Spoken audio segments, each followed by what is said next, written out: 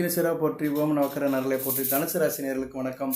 தனுசு ராசி காலப்புருஷ சக்கரத்தின் 9ஆம் இடம் தர்மவாணிகளின் வீடு. நேயர்களே, இந்த வீடியோ பதிவில் ஒரு முக்கியமான விஷயத்தை பற்றி டிஸ்கஸ் பண்ண போகிறோம். இது நிறைய பேருக்கு தெரிஞ்சிருக்கும், தெரியாதவர்கள் தெரிஞ்சுக்கோங்க, தெரிந்தவர்கள் மற்றவங்கள்ட்ட ஷேர் பண்ணுங்கள். அதாவது 2025 சனி பயிற்சி நடக்குமா நடக்காதா அப்படின்னு ஒரு பெரிய கேள்வி இருக்குது. இதை பற்றி நிறைய பேர் பேசிகிட்டு இருக்கிறாங்க. ஒரு பெரிய பிரபல ஜோதிடர் கூட எல்லோரும் ஏமாத்துறாங்க, சனி பயிற்சின்னு ஒன்று கிடையாது 2025 அப்படின்னு சொல்கிறாரு. அவர் எதாவது அடிப்படையில் சொல்கிறாருன்னா, இங்கே ஊர் ரெண்டு பட்டா கூத்தாடி கொண்டாட்டமாங்கள்ல, அது மாதிரி பஞ்சாங்கமும் ரெண்டு பட்டிருக்கு. அது ஜோதிடத்தையும் ரெண்டாக பிரித்து வச்சுருக்கிறாங்க. ஜோதிடத்தை பிரிக்கலை, ஆனால் ஜோதிடம் சொல்கிற பஞ்சாங்கம் இருக்குது பார்த்தீங்களா. பஞ்சாங்கம்னா என்னையா அப்படின்னா, முக்கியமான ஒரு 5 விஷயம் அதில் இருக்குது. நாள், நட்சத்திரம், திதி, யோகம், கரணம். இதை வச்சு தான் ஜோதிடம் பேசப்படுகிறது. சரியா? யாராக இருந்தாலும் நாள் வேணும், நட்சத்திரம் வேணும்.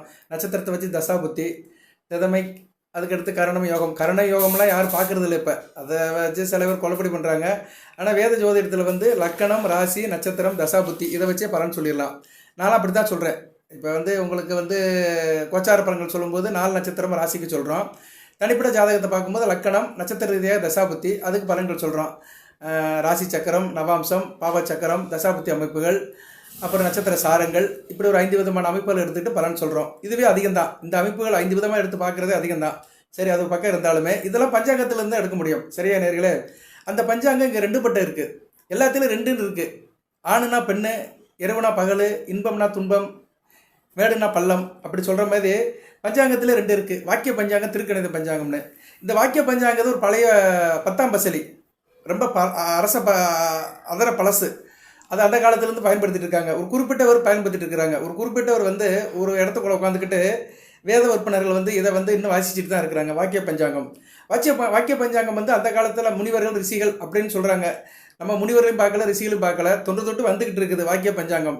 சித்திரை 1ஆம் தேதி அதை ரிவைஸ் பண்ணுவாங்க. ஒவ்வொரு வருடம் சித்திரை 1ஆம் தேதி தமிழ் புத்தாண்டு அன்னைக்கு வாக்கிய பஞ்சாங்கம் படிப்பாங்க.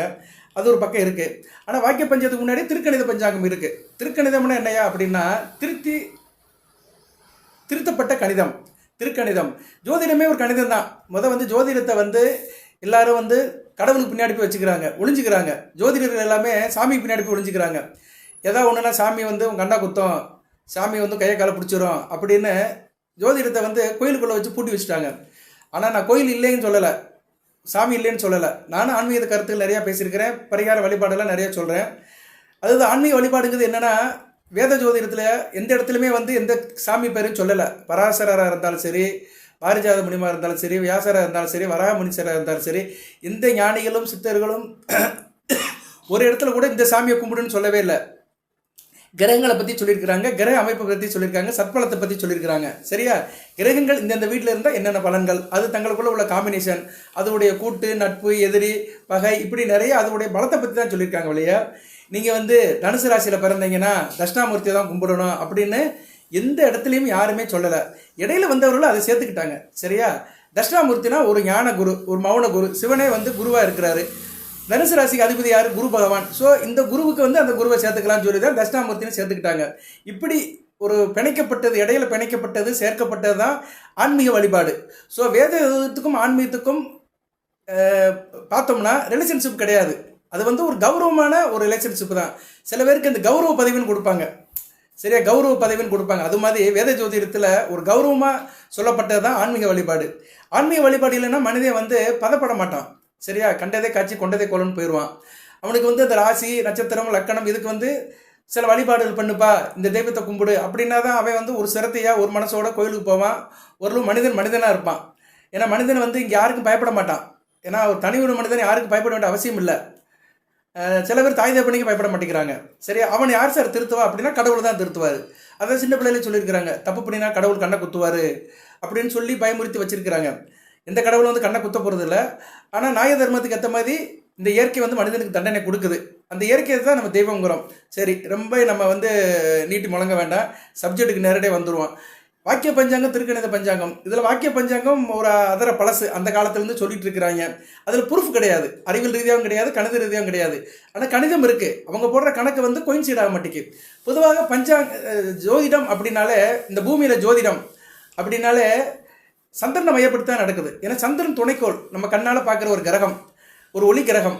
சந்திரன் நடக்கிற மாற்றங்களை பொறுத்து வேத ஜோதிடத்தில் நிறைய வித்தியாசம் இருக்குது.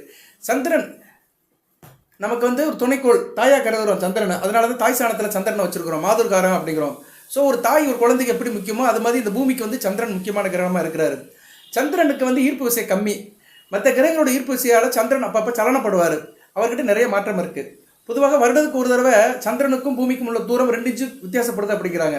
சந்திரன் வந்து 2 இன்ச்சு வித்தியாசப்படுறாரு. ஒன்று குறைவார், இல்லைன்னா கூடுவார். அவருடைய அந்த சுற்றுவட்ட பாதையில் பூமிக்கு அவருக்கும் உள்ள சுற்றுவட்ட பாதையில் உள்ள தொலைவு வந்து 2 இன்ச்சு வித்தியாசப்பட்டுகிட்டே இருக்குது வருடத்துக்கு வருடம். ஸோ சந்திரன்கிட்ட நிறைய மாற்றம் இருக்குது. இந்த மாற்றத்தை வச்சு கணிக்கப்படுற பஞ்சாங்கம் தான் திருக்கணித பஞ்சாங்கம். ஏன்னா சந்திரன் ரொம்ப முக்கியம். சந்திரன் இல்லாமல் எதுவுமே இல்லை. சரியா நேரில் இரவுனா அவர் வந்துடுறாரு.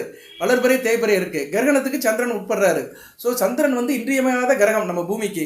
அப்படி பார்க்கும்போது இந்த திருக்கணித பஞ்சாங்கம் வந்து ஒரு நேர்த்தியானது, நிறைவு செய்யப்பட்டது, ப்ரூஃபானது.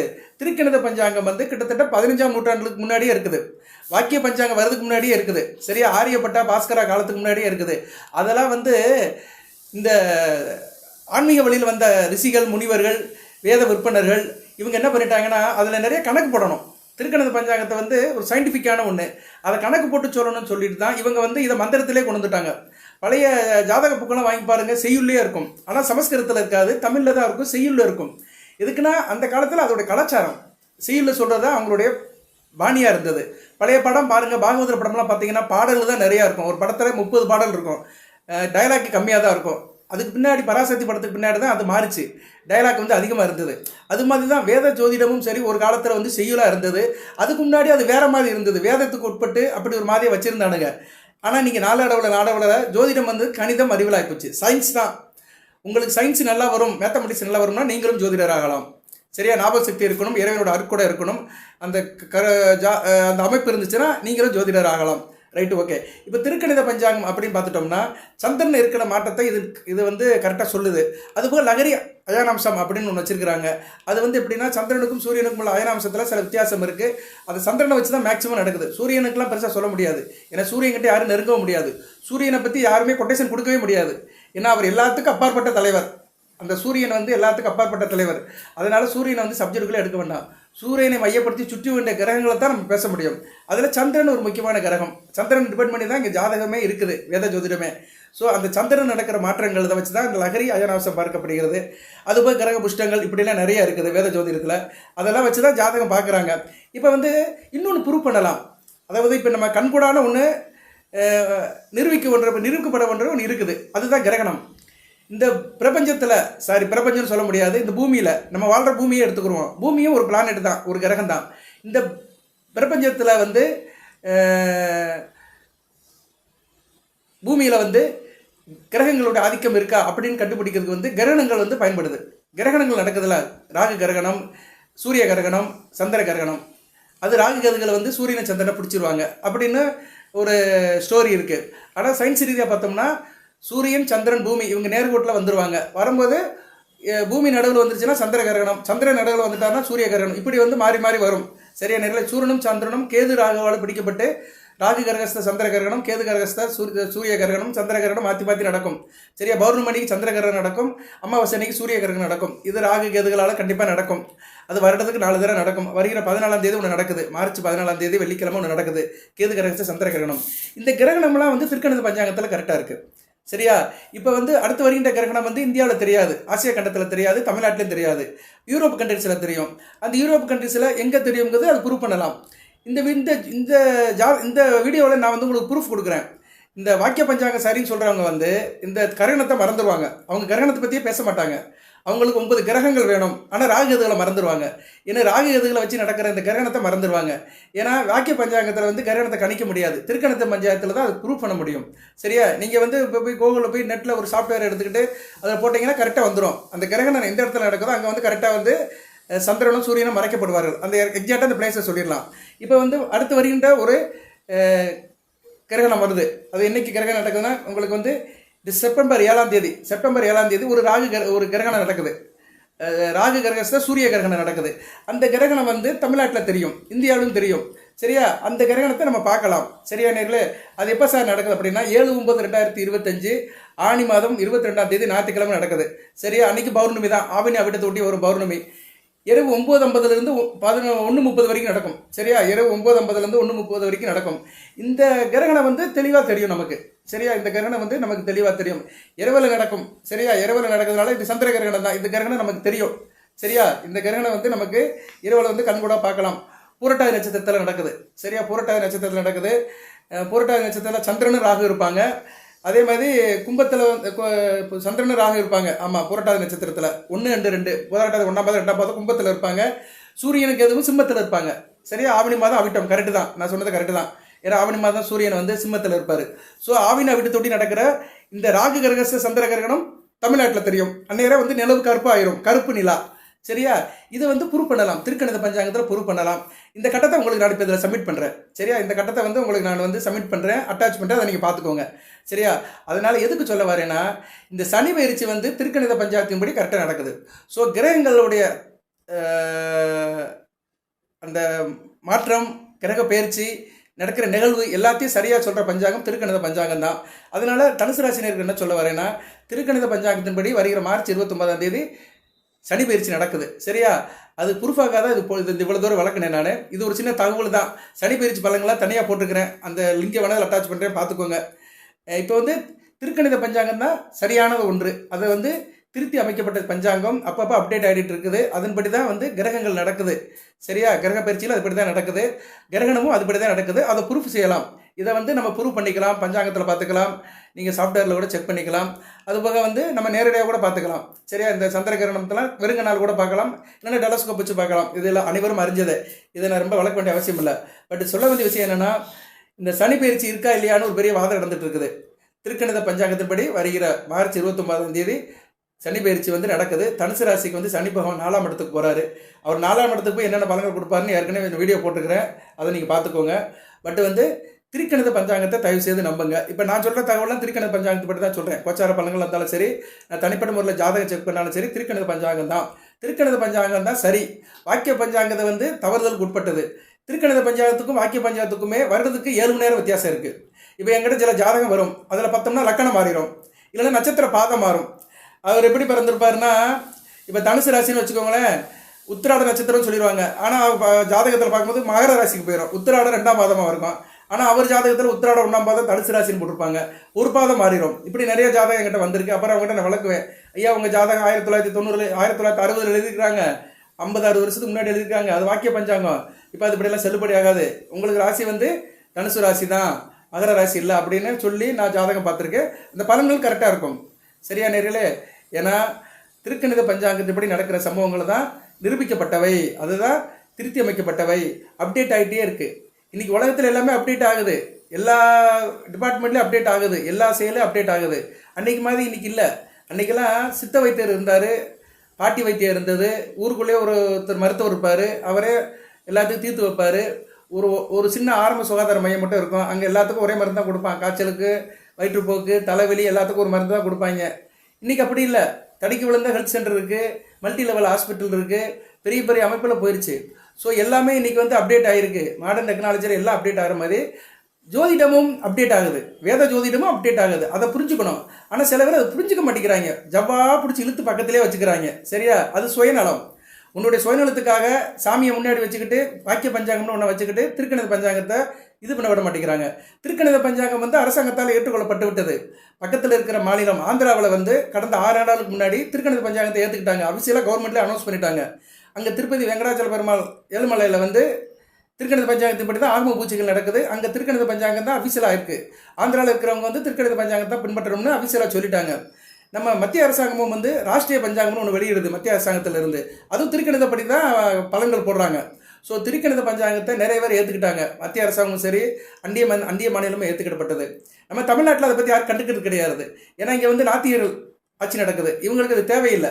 அதனால நீ எப்படியும் போப்பா ஓம்பாடு, நீ வாக்கியத்தை கட்டி எழுதாலும் சரி, திருக்கணிதத்தை கட்டி எழுதாலும் சரி, உங்கள் பாடு, நான் அதுக்குள்ளே வரமாட்டேன்னு போயிடுவாங்க. ஆனால் ஒரு நாள் திருக்கணித பஞ்சாங்கம் வந்து நிறைவாகும். அனைவருமே திருக்கணித பஞ்சாங்கம் தான் சரின்னு ஏற்றுக்கொள்ள நாள் வெகு தொலைவில் இல்லை, சீக்கிரம் வந்துடும். அதுபோக திருக்கணித பஞ்சாங்கம் வந்து சரியான ஒன்றும் கூட. இன்னும் கூடுதலாக சில நிறைய தகவல்கள்லாம் சொல்லலாம் நேர்களே. அதுபடி பார்த்தோம்னா இப்போ வந்து உங்கள் குழந்தை பிறகுன்னு வச்சுக்கோங்களேன், அதுக்கு திருக்கணித பஞ்சாங்கத்தில் எழுதினா தான் ஒரு 40 வருஷம் கழிச்சு பஞ்சாங்கம் கரெக்டாக இருக்கும். நீங்கள் வாக்கிய பஞ்சாங்கத்தில் எழுதுனே வச்சுக்கோங்களேன், அது வந்து கரெக்டாக முரண்படும். அதனால இன்னைக்கு இப்போ உள்ள தலைமுறைகள் இப்போ இருக்கிறவங்க உங்கள் குழந்தைகளுக்கு ஜாதகம் எழுதணும்னா தயவு செய்து திருக்கணித பஞ்சாங்கம் எழுதுகிற டாக்டர் ஜோதிடர் போய் கொடுங்க. ஏன்னா அதுதான் கரெக்டாக இருக்கும். சரியா? அதனுடைய காலத்தில் வரும்போது அது கரெக்டாக கோயின்சைட் ஆகும். வாக்கிய பஞ்சாங்கத்தை எழுதிட்டேன்னா மாற்றி எழுதி வச்சுருவான். இப்போ சனி பயிற்சி வந்து திருக்கணித பஞ்சாங்கத்தின்படி வர மார்ச் 29, 2025 நடக்குது. ஆனால் வாக்கிய பஞ்சாங்கத்தின்படி எப்போ நடக்குது தெரியுமா? வர்ற மார்ச் நடக்குது. 6/3/2026 நடக்கு. இன்னும் 1 இயர் இருக்குது. இப்போ நீங்கள் வாக்கிய பஞ்சாங்கம் எழுதுகிற ஜோசியக்காரங்கிட்ட போய் நீங்கள் வந்து உங்கள் பிள்ளை பிறந்ததை கொடுத்தீங்கன்னா அவன் சனி எங்கே இருக்குன்னு போடுவாங்க? கும்பத்தில் இருக்குன்னு தான் போடுவான், மீனத்திலும் போட மாட்டான். அப்போ அந்த பையனுக்கு வந்து சனி பகவானோட ஆதிபத்தியம் அப்படியே கெட்டு போயிடும். சனி பகவான் நவகிரகங்களில் ஒரு கிரகம் இருப்பார், 2 வீட்டுக்கு சொந்தக்காரர், மகர கும்பத்துக்கு. அவருக்கு கும்பத்திலே போட்டிருப்பான், மீனத்தில் போட மாட்டான். ஏன்னா வாக்கிய பஞ்சாங்கத்தை பின்பற்றுறான், ஃபாலோ பண்ணுறான். ஸோ அவனுக்கு வந்து சனி பகவானது கும்பத்தில் இருக்க மாதிரி தான் போடுவான். அந்த பையனுடைய எதிர்கால வாழ்க்கை அப்படி மாறிடும். சரியா? அந்த பையனுக்கு சனி தசாபுத்தி நடக்கும் ஒரு 30 வயசில். அப்போ வந்து எப்படி எடுத்து பலன் சொல்லுவான்னா கும்பத்தில் இருக்கிறாரு அப்படி தான் சொல்லுவான். தனுசு ராசி தனுசு லக்கணமே வச்சுக்கிறோம். ஒரு உதாரணத்துக்கு ஒரு குழந்தை பிறக்குது, இன்னைக்கு ஒரு குழந்தை பிறக்குது, இந்த இடப்பட்ட நாளில் ஒரு நாளில் பிறக்குது. சரியா? நீங்கள் என்ன நாள் கூட சொல்லுவோமே, நம்ம கதை காட்டில் என்ன வேலை. இன்றைக்கி வந்து மிருக சீரிசன் தான். அடுத்து என்னைக்கு தனுசுக்கு வராரு சந்திரன் அடுத்து தனுசுக்கு என்னைக்கு வராரு அப்படின்னு பார்த்தோம்னா இந்த சொல்லிடலாம் ஒரு நிமிஷத்தில். ஆமாம், 22ஆம் தேதி வராரு, மூல நட்சத்திரம். 22/3/2025 தனுசு ராசி தான். சந்திரன் வந்து மூல நட்சத்திரத்தில் இருப்பார். அன்றைக்கி தனுசு லக்கணம் வச்சுக்கிறோங்க. தனுசு ராசி தனுசு லக்கணம். ஒரு குழந்தை பிறக்குது. அந்த குழந்தைக்கு என்ன பண்ணுவான்? அப்போ சனி பயிற்சி நடக்கலை. அடுத்த மாதம் கூட வச்சுக்கோங்க, அவன் வந்து 3ஆம் இடத்துல தான் போடுவான், கும்பத்தில் தான் போடுவான். ஆனால் சனி பகவான் 4ஆம் இடத்துக்கு போயிடுவார். தனுசு ராசி தனுசு லக்கணத்துக்கு 4ஆம் இடத்துல இருப்பார். அர்த்தம சனியாக இருப்பார், தாய்க்கு ஆகாமல் இருக்கும். இவன் வந்து கும்பத்தில் போட்டு சனி பகவான் நல்லா இருக்குன்னு எழுதி வச்சுருவான். எதுக்கு சொல்ல வரேன்னா நிறைய வித்தியாசம் நடக்கும். ஏகப்பட்ட குளறுபடிகள் வந்து இந்த வாக்கிய பஞ்சாங்கத்தில் தான் நடக்குது. நான் நிறைய ஜாதகத்தை செக் பண்ணிட்டேன், இல்லைன்னா இப்படி முக்கி பேச மாட்டேன். நிறைய ஜாதகத்தை செக் பண்ணிட்டேன். நடைமுறை வாழ்க்கையில் எனக்கு வேண்டியவர்கள் என்னோட ஜாதகம் எல்லாத்தையும் செக் பண்ணியிருக்கிறேன். திருக்கணித பஞ்சாங்கம் தான் கரெக்டாக இருக்குது. நம்ம கடந்து வந்த பாதைகள், நம்ம வாழ்ந்த வாழ்நாட்கள், நமக்கு ஏற்பட்ட இன்ப துன்பங்கள், நம்ம வாழ்க்கையில் ஏற்பட்ட சரிவுகள் ஏற்றங்கள், இதெல்லாம் செக் பண்ணி பார்க்கும்போது திருக்கணித பஞ்சாங்கத்துப்படி வருகிற அந்த ஜாதக அமைப்பு தான் கரெக்டாக இருக்குது. சரியா? அதனால் தனுசு ராசினருக்கு என்ன சொல்கிறேன்னா, திருக்கணித பஞ்சாங்கத்தை ஃபாலோ பண்ணுங்கள். உங்கள் வீட்டில் ஜாதகம் கணிக்கிறது, ஜாதகம் பார்க்குறதா இருந்தால் திருக்கணிதம் பார்க்குற ஜோதிடர்கிட்ட அணுகுங்க. திருக்கணிதம் பார்க்குற ஜோதிடர்களே ஏகப்பட்ட பேர் தில்லாலங்கடியாக இருக்கிறானுங்க. இப்போ இன்றைக்கி யூடியூப்பில் பார்த்தோம்னா நிறைய பேர் வந்து ஜோதிட தகவலையும் சொல்ல மாட்டானுங்க, ஏதோ பலன்கள் சொல்லுவாங்க. ஒரு அமானுஷ பலன்கள்லாம் சொல்லுவாங்க. செருப்பு போடாமல் கோயிலுக்கு போங்க, முருகன் கோயிலுக்கு போங்க, கோடீஸ்வரன் ஆயிடுவீங்க, நின்றுக்கிட்டு பிச்சை போடாதீங்க, குனிஞ்சுக்கிட்டு பிச்சை போடுங்க. இப்படி வந்து வேத ஜோதிடத்துக்கு இல்லாததெல்லாம் சொல்லிட்டு இருக்கிறாங்க. ஜோதிடத்துக்கு வேத ஜோதிடத்தில் இல்லாத அமைப்பை பயன்படுத்திட்டு பலன் சொல்லிட்டு இருக்கிறாங்க. அதையும் தவிர்த்துருங்க. தனுசு ராசினியர்களுக்கு நான் தயவு செய்து என்ன கேட்குறேன்னா, நீங்கள் வந்து ஒரு நேர்மையான வழியை ஒரு நேரான வழியை ஃபாலோ பண்ணுங்கள். ஜோதிடத்தை தெரிஞ்சுக்கிறவங்க, ஜோதிடத்து மேலே நம்பிக்கை இருக்கிறவங்க திருக்கணித பஞ்சாங்கத்தின்படி அந்த ஜோதிட தகவலில் சொல்கிற சேனல்களை பாருங்கள். சில ஜோதிஷியர் கரெக்டாக சொல்கிறாங்க, நான் எல்லாத்தையும் குறை சொல்ல மாட்டேன். ஆனால் நிறைய காட்டிலும் குறைகள் தான் அதிகமாக இருக்குது. குணம் நாடி குற்றம் நாடி அதில் மிக நாடி மிக கொள்ளல் அப்படின்னு இருக்காரு வள்ளுவர். இங்கே வந்து குணத்தை காட்டிலும் குற்றம் தான் நிறையா இருக்குது. யூடியூப்னு உள்ளே போயிட்டோம்னா, தனுசு ராசி பலன்கள் யூடியூப்னு போயிட்டோம்னா, உள்ளே போய் சர்ச்சில் போட்டோம்னா அப்படியே வந்துக்கிட்டே இருக்குது, மழை மாதிரி குவிஞ்சிருக்கு. அதில் வந்து 1000 இருக்குன்னா அதில் ஒரு 10 தான் கரெக்டாக பேசுகிறாங்க. 10 பேர் தான் கரெக்டாக ஜோதிடத்தை பற்றி, வேத ஜோதிடத்தை பற்றி, அந்த பராசர முனிவர், வராக முனிவர் வேத ஜோதிடத்தை பற்றி சொன்ன கருத்துக்களெல்லாம் ஃபாலோ பண்ணி அந்த வேத ஜோதிடத்தை சொல்கிறவங்க ஒரு 10 பேருக்குள்ளே தான் இருக்கிறாங்க. மற்ற எல்லாமே மாயாஜால மந்திரவாதியாக தான் இருக்கிறாங்க. தனுசு ராசிக்கு அப்படி செய்தால் இப்படி செய்தால் அப்படியே ஆயிடுவாங்க, இப்படி ஆயிடுவாங்கன்னு போட்டு குழப்புறாங்க. அதனால் சரியான பாதையை தேர்ந்தெடுங்க, நல்வழிப்படுங்கள். அதனால் சனி பயிற்சி நடக்குமா இல்லையாங்கிறது தகவலே நமக்கு தேவையில்லை. கண்டிப்பாக வருகிற மார்ச் 29ஆம் தேதி சனி பயிற்சி உங்கள் ராசிக்கு 3ஆம் இடத்துலேருந்து 4ஆம் இடத்துக்கு சனி பகவான் போகிறாரு. அதனுடைய பலாபலன் என்னென்னு சொல்கிறேன். அதுக்கடுத்து குரு பயிற்சியும் நடக்குது. உங்கள் ராசிக்கு மே 14ஆம் தேதி குரு வராரு.